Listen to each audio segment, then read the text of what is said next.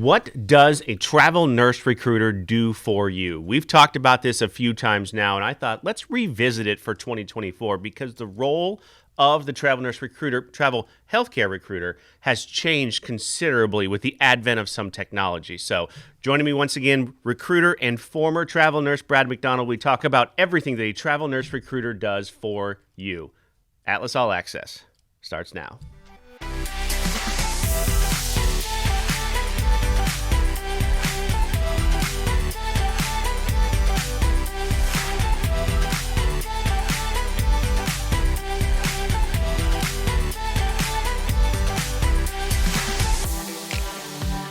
I keep saying nurse. It's travel healthcare recruiter, right? Well, I mean, to be fair, I'm now travel nurse recruiter, but yes. True, yes. We all do the same type of job, looking for different things is all. Absolutely. Yeah. Yeah. And there's a lot of crossover, but 100%. Let's talk about just the recruiter role in general. Sure. Okay.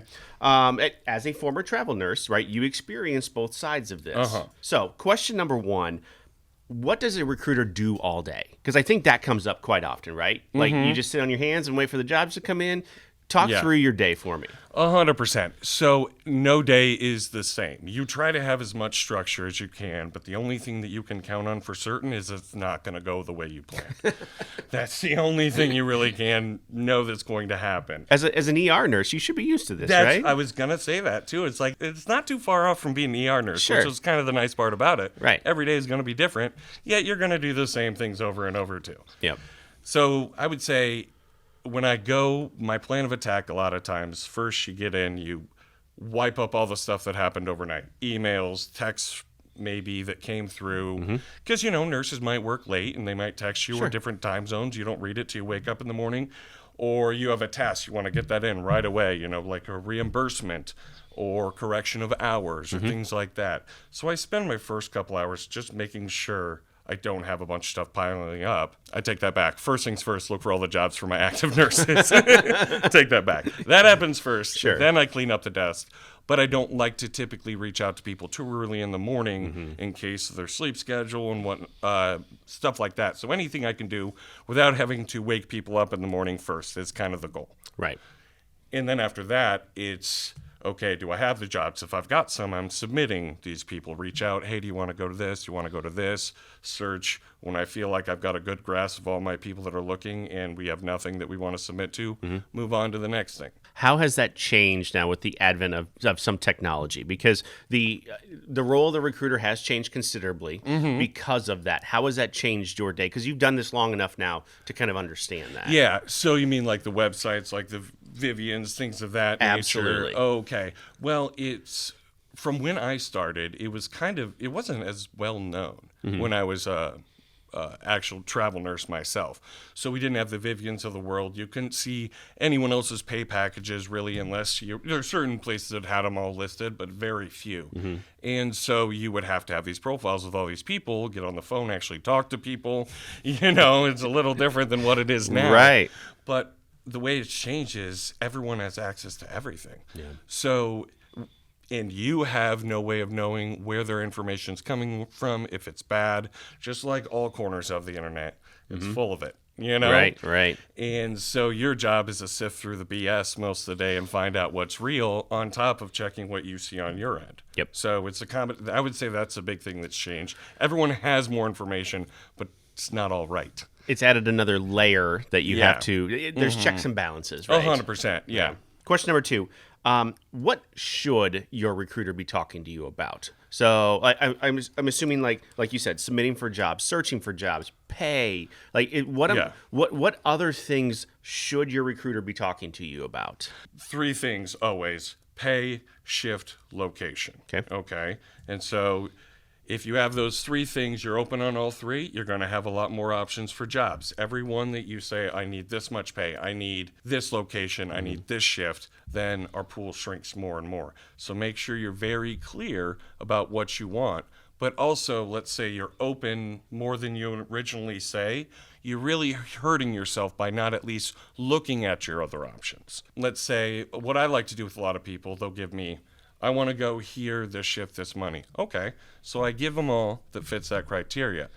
Below, I say, here's everything that you're available to submit to with your current licenses you have. Outside of what they may be asked for. 100%. Okay. So All make right. sure you're asking your recruiter what else is out there. Because maybe you'll see something like, Right. you know what, I could do that. Oh, Houston or whatever. I never even considered that. 100%. Yeah. And so that would be one thing, is make sure you have your recruiter tell you everything is out there, every option that you possibly have before you get so narrowly focused on one job, because then you might be sitting there for a long time. And we all know that that time kills deals, right? 100%. And so you're not, the longer you sit out there, the odds of you getting that placement are lower and lower and lower. 100%. It's all speed to market. Last question, talk about speed to market, right? If you want to get to that point, what do you need to do as a traveler to make sure that when that job opens up, you're ready to go? One thing, especially night shift nurses, have a clear discussion. Let's say you have certain criteria.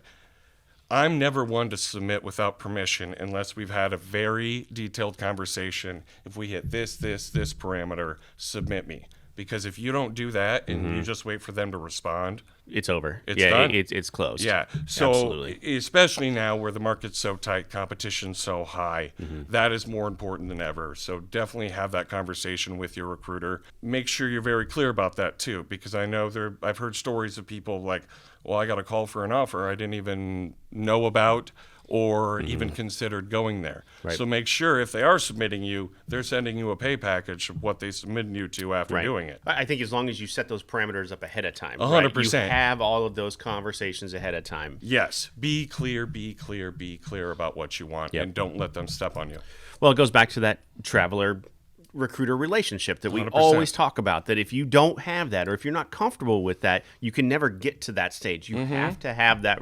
You have to be comfortable with that relationship in whatever form that might take. I get it. A lot of people, like we kind of touched on earlier, don't like to talk on the phone as much as they used to.